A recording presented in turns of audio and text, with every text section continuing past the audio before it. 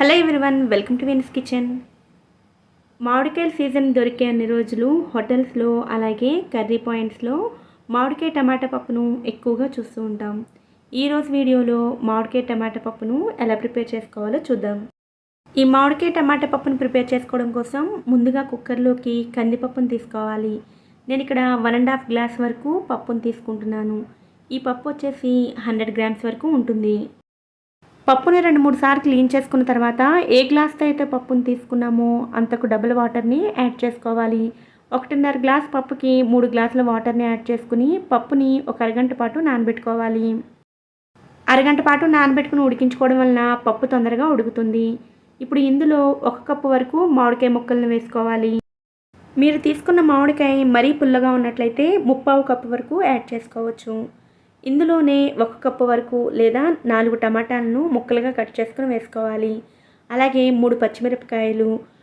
Water పొంగకుండా ఉండడం కోసం 1 tea spoon ఆయిల్ని వేసుకుని మూత పెట్టుకుని స్టవ్ ఫ్లేమ్ని మీడియంలో ఉంచుకుని 4 లేదా 5 విజిల్స్ వచ్చేంత వరకు ఉడికించుకోవాలి.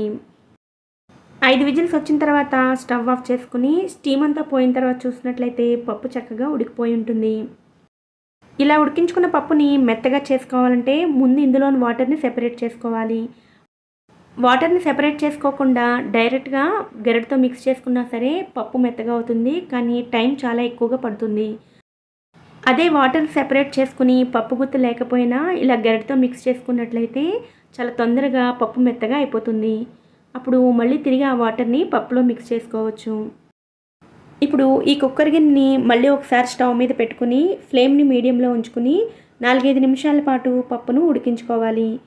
ఇందులోనే 1/2 టీ స్పూన్ పసుపు, రుచికి సరిపడ ఉప్పు, అలాగే 1/2 టీ స్పూన్ కారాన్ని కూడా వేసుకోవాలి. కారం ఎక్కువగా కావాలనుకునేవారు 1 టీ స్పూన్ వరకు కూడా యాడ్ చేసుకోవచ్చు. ఈ పప్పు ఇలా ఉడుకుతుండగా మరొక స్టవ్ మీద పోపు గిన్నెను ఉంచుకుని అందులో 2 టేబుల్ స్పూన్ల ఆయిల్ని వేసుకోవాలి. ఆయిల్ హీట్ అయిన తర్వాత 5-6 వెల్లుల్లి రెబ్బలు, అలాగే 1 టీ స్పూన్ ఆవాలు, 1/2 టీ స్పూన్ జీలకర్రను వేసుకుని ఫ్రై చేసుకోవాలి. ఇవి ఫ్రై అయిన తర్వాత 1/2 టీ స్పూన్ ఇంగువ, 2 ఎండుమిరపకాయలు, అలాగే కరివేపాకును కూడా వేసుకోవాలి. ఇవి కూడా ఫ్రై అయిన తర్వాత పోపును పప్పులో వేసుకుని వెంటనే మూత పెట్టేసుకోవాలి. పప్పులో కానీ చారులో కానీ పోపును వేసుకునేటప్పుడు వెంటనే మూత పెట్టుకున్నట్లయితే ఫ్లేవర్స్ బయటికి పోకుండా ఉంటాయి. 1 నిమిషం తర్వాత మూత తీసుకుని మిక్స్ చేసుకోవాలి. కన్సిస్టెన్సీ ఈ విధంగా ఉన్నప్పుడే స్టవ్ ఆఫ్ చేసుకోవాలి. చల్లారిన తర్వాత మరి కొంచెం గట్టిపడుతుంది.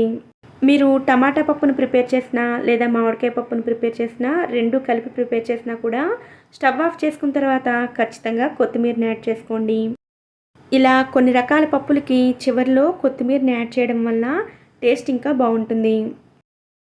చాలా హోటల్స్లో కానీ అలాగే కర్రీ పాయింట్స్లో కానీ పప్పులో పోపులను కానీ కొత్తిమీరని కానీ వేయరు.